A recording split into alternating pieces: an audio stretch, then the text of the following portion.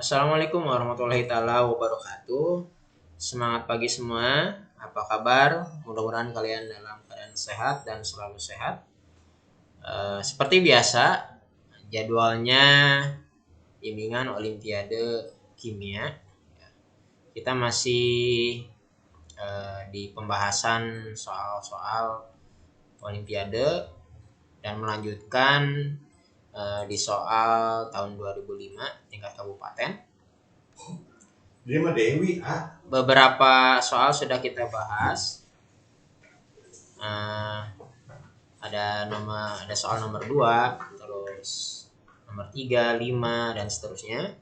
Kita bahas untuk hari ini nomor soal yang mudah dulu ya.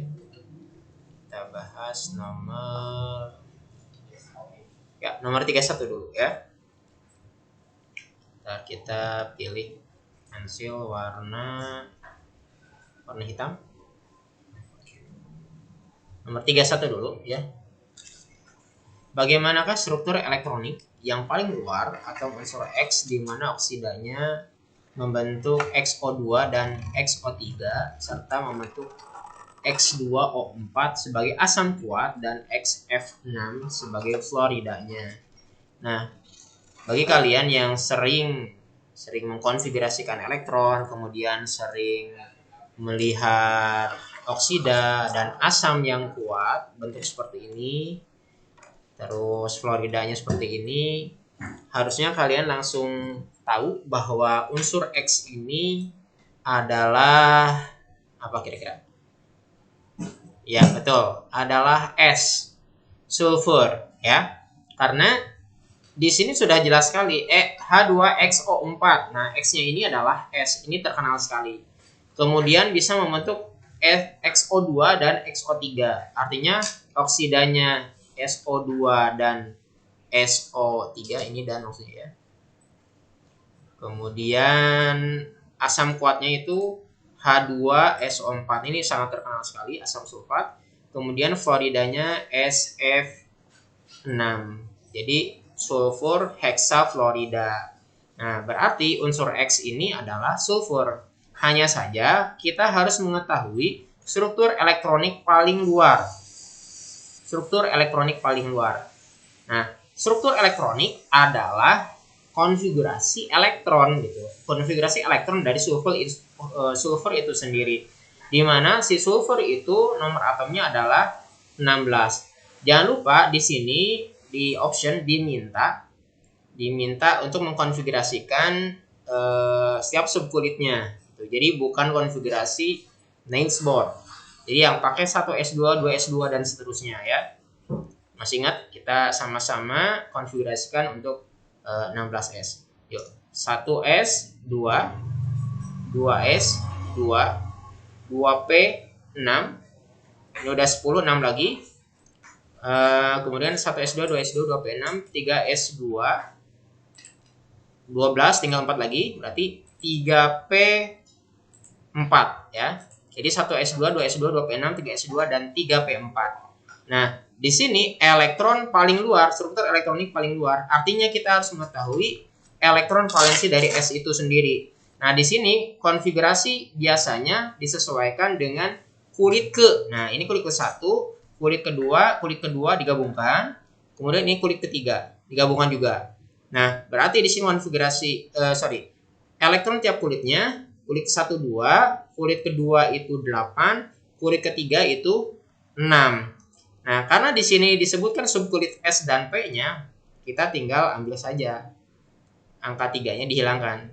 Ini dihilangkan. Berarti jawabannya adalah S2P4. Dan jawaban yang cocok adalah yang C. Oke, bagaimana? Mudah-mudahan kalian mudah memahaminya. Kita lanjut ke soal nomor kembali lagi. Bentar. Boleh kalian catat dulu. Ya. Kita lanjut ya. Kita lanjut ke soal nomor 34 ya. Nomor 34 kita ambil pulpen hitam lagi ya. Jilid berwarna hitam. Sorry. Kita ganti ukurannya.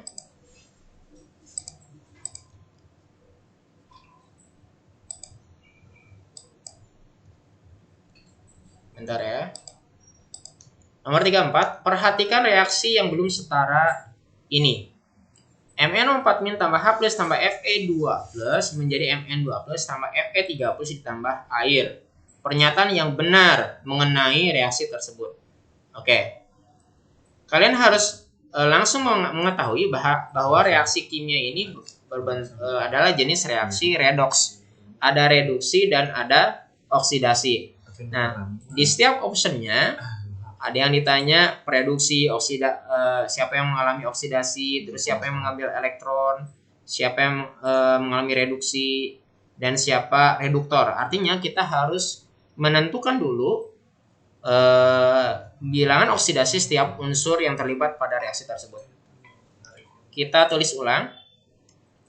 MnO4- ini ion manganat, ion permanganat maksudnya, ditambah ion H+ ditambah Fe2+ menjadi Mn2+ tambah Fe3+ tambah H2O. Kita tentukan dulu biloxnya. Yang mudah dulu ion monoatom. H+. Bilangan oksidasi ion monoatom sesuai dengan muatannya. Berarti ini positif 1. Fe2+ ini juga sama, ion monoatom. Biloxnya sesuai dengan muatannya, +2. Ini juga sama, +2. Ini juga sama, +3. Nah, kemudian yang O itu pasti -2. Karena bilangan oksidasi oksigen pada umumnya itu -2. Tinggal kita harus menentukan bilangan oksidasi mangan di sini, Mn. Nah, karena ini ion polyatom, jumlah bilox atom-atom dalam ion monoatom harus sama dengan muatannya. Di sini kan -1. Berarti -2 kali 4 -8 harus sama dengan -1. -1 dari muatan ini.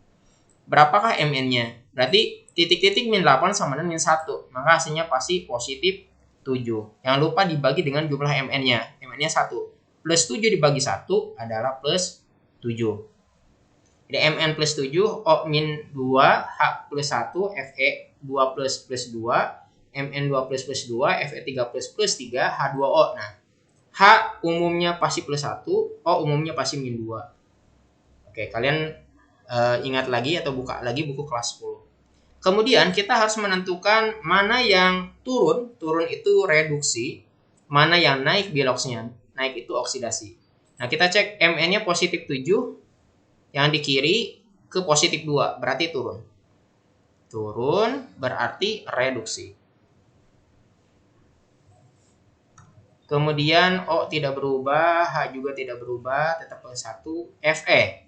Fe +2 ke +3, naik, berarti oksidasi. Oksidasi.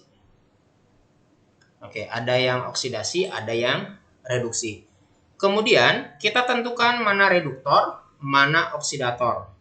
Oke, untuk menentukan reduktor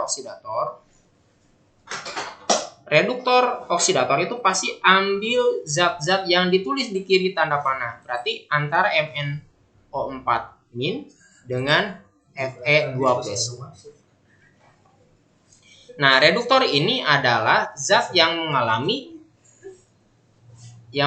oksidasi gitu. Reduktor itu zat yang mengalami oksidasi. Kita lihat garis oksidasinya, berarti Fe2+. Kemudian oksidator itu adalah zat yang mengalami reduksi gitu.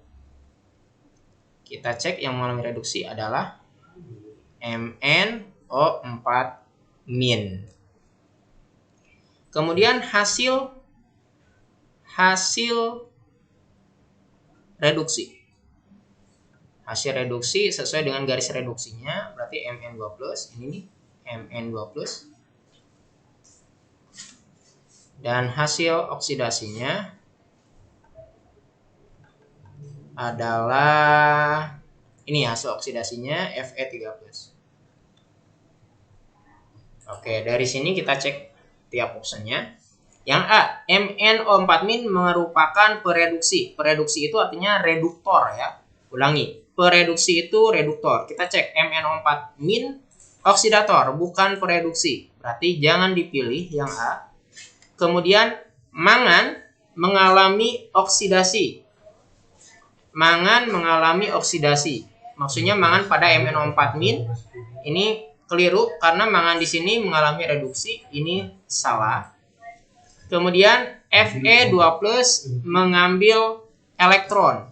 Nah, mengambil elektron itu sama aja dengan menangkap elektron. Artinya dia mengalami